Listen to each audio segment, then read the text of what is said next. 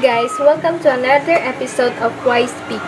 My name is Kelsey Christine Di Valle and I'm with Jenny Villona and we will be your hosts for today.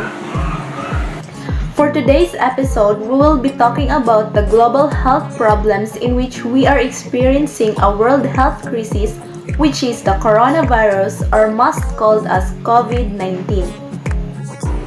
For today's episode, we have 4 guests from the World Health Organization here with us today to answer our questions. So, Kelsey, what are we waiting for? So just sit back, relax, and enjoy our show.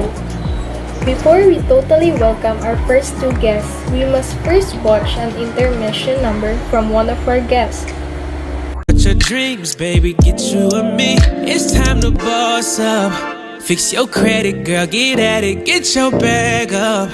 Hit that gym and get back fine. Go get that degree, go girl, focus on me. Unlock. What a wonderful performance, right, Kelsey? Yes, you're right with that, Jenny. What are we waiting for? Let us all welcome our first 2 guests for today. Mr. Michael Talungan and Miss Reggie Ibdao. Hello, Mom and Sir. How are you today?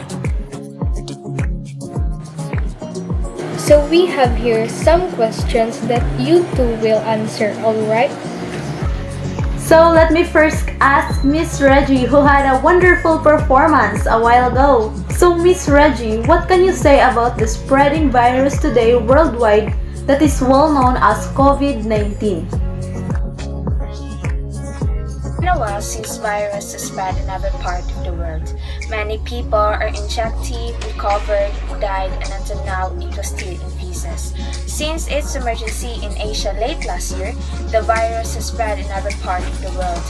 United Nations Development Program is a technical lead to United Nations Socio-Economic Recovery, alongside with health response led by World Health Organization and Global Humanitarian Response Plan. And sad to say that every day, people are losing jobs and income, with no way of knowing when normality is returning. Thank you, Ma'am, for your response. So now let's proceed to another question to be answered by Mr. Michael. What do you think about China's response about the outbreak? About China's response to the outbreak, after January 23, when they realized how serious it was, they did strong social isolation, which made a huge difference. Of course, that isolation created a lot of difficulties for the people involved, but they were able to stop the case spread. Other countries will do it somewhat differently, but the combination of testing and social isolation really works, and that is all we have until we get a vaccine. Okay, so do you have any message for the people who are watching our show for this pandemic? Let us hear first the response of Miss Reggie, then afterwards is the response of Mr. Michael.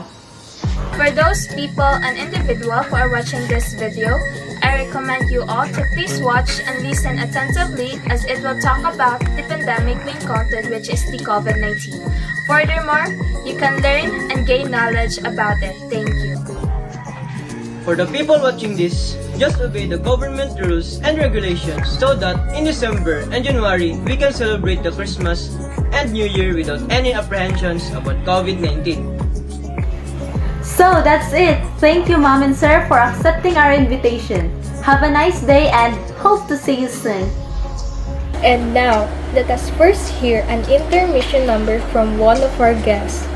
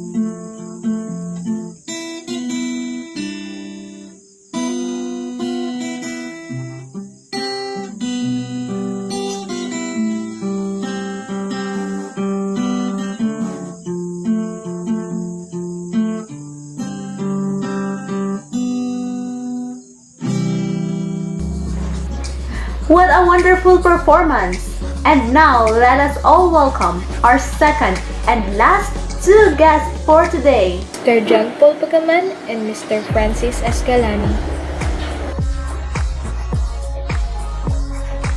How are you today, sir?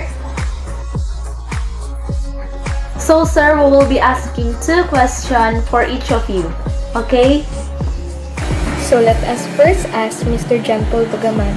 Sir, what can you say about the crisis that worries you the most?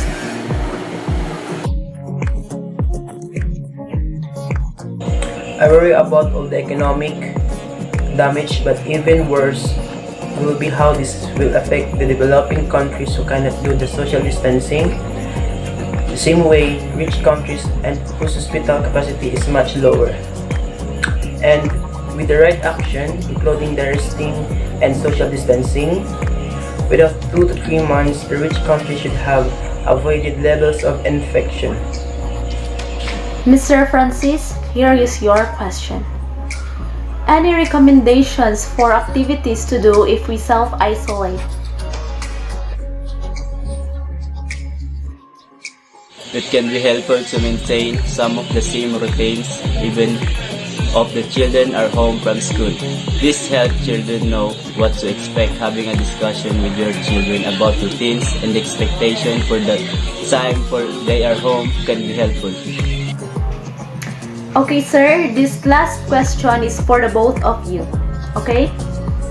Okay, so you have any recommendations for the people who are watching our show during the pandemic? To those people who are watching the show, my recommendation during COVID-19 pandemic is we need to follow the social distancing. We need to maintain ourselves at least a 1 meter distance between ourselves and others to reduce our risk of infection when they cough, sneeze, or speak. And because we all know that COVID-19 is a very infectious and deathful disease. So the only thing that we need to do is when we go outside, we need to wear a mask. And so that there's a possibility that we can prevent the increasing of COVID-19. All viewers out there, my recommendation to prevent COVID-19 is stay home as much as you can. Number 2, keep safe and distance. Number 3, wash hands often. 4, cover your coat. And lastly, number 5, spray. So that's it. Thank you, sir, for being with us today. Hope to see you soon and have a nice day.